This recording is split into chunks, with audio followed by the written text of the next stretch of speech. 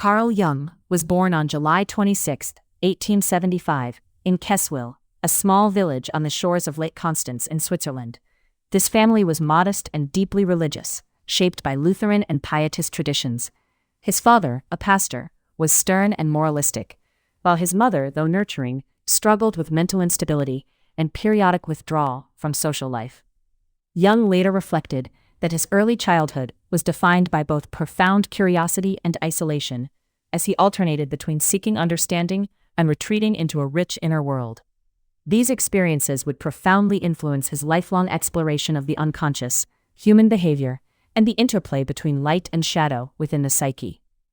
From a young age, Jung demonstrated intellectual curiosity and an unusual sensitivity to the world around him. He was introspective and imaginative, often fascinated by nature, mythology, and stories of mystery and the supernatural. At school, he excelled in languages, literature, and history, yet he was not a particularly social student. Instead, he often preferred solitary reflection, observing human behavior, and recording his thoughts in meticulous notes. This early tendency to turn inward, to examine thoughts and feelings with precision, foreshadowed his later psychological theories, emphasizing self-exploration and individuation. Jung enrolled at the University of Basel in 1895, initially studying medicine. His focus gradually shifted to psychiatry as he became interested in mental illness, the workings of the mind, and the treatment of psychological disorders. His early clinical work exposed him to patients whose symptoms could not be explained by purely biological causes, prompting him to consider the complex interplay between unconscious processes, personal history, and social context. Jung's early experiences with patients led him to recognize the limitations of traditional psychiatric methods and the need for a more nuanced understanding of the mind. In 1900, Jung received his medical degree and began working at the Bergholzli Psychiatric Hospital in Zurich under Eugen Bleuler, a pioneering psychiatrist who emphasized the psychological aspects of schizophrenia. Jung's time at Bergholzli was formative, allowing him to observe patients closely and develop methods for exploring their inner lives. He experimented with dream analysis, word association tests, and attentive observation, gradually developing an understanding that the unconscious contains not only repressed desires, but also archetypal patterns and symbolic meanings that influence behavior. Jung's early work intersected with that of Sigmund Freud, whose writings on the unconscious and psychoanalysis profoundly shaped contemporary thought. In 1907, Jung traveled to Vienna to meet Freud, beginning a period of intense collaboration and intellectual exchange.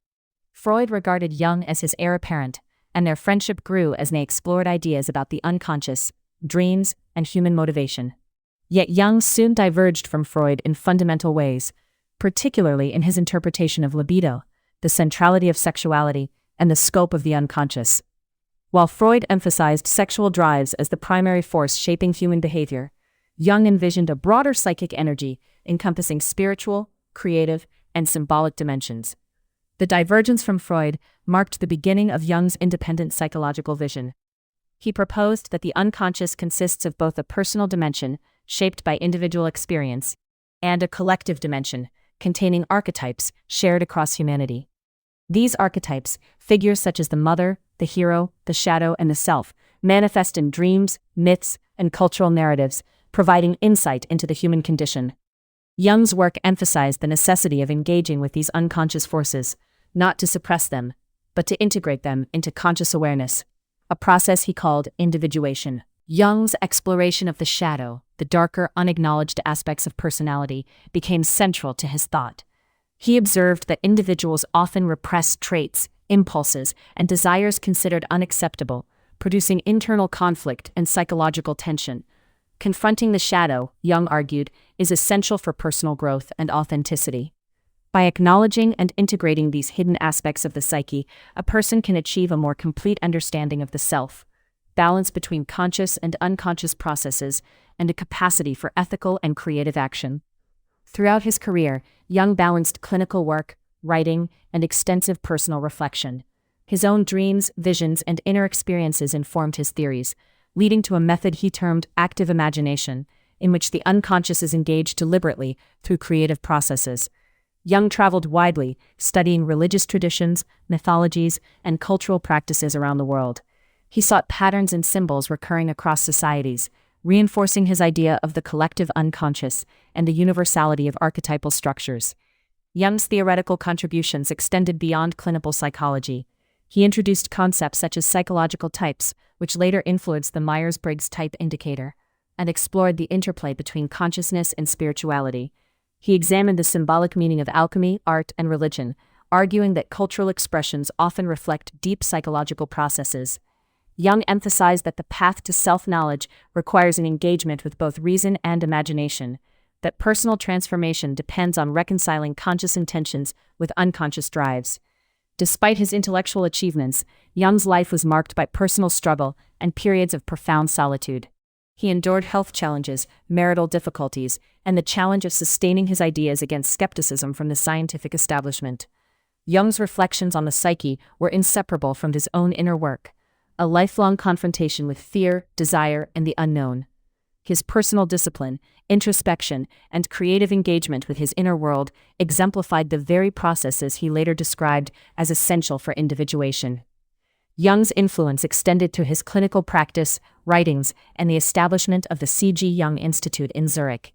His work bridged psychology, philosophy, literature, and spirituality, emphasizing that understanding the self is both a personal and collective endeavor. He argued that the integration of shadow and conscious personality, the alignment of personal experience with archetypal patterns, and the pursuit of individuation are central to mental health, creativity, and ethical responsibility.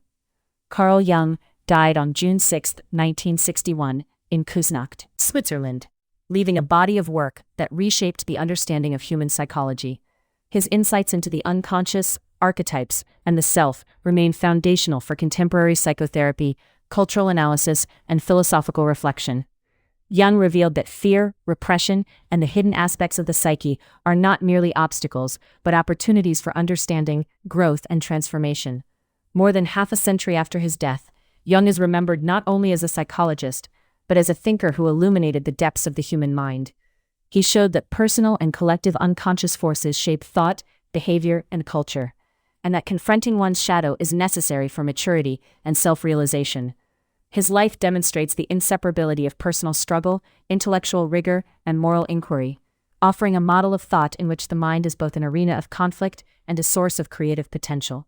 Through his scholarship, clinical work, and reflective practice, Carl Jung created a vision of the psyche as a complex, living system. His work emphasizes that understanding oneself demands courage, that fear and repression are inevitable but can be integrated, and that the pursuit of self-knowledge is a lifelong task. Jung's legacy endures as a testament to the importance of exploring the inner world, acknowledging darkness, and striving toward wholeness, showing that the journey into the mind is as crucial as any exploration of the external world.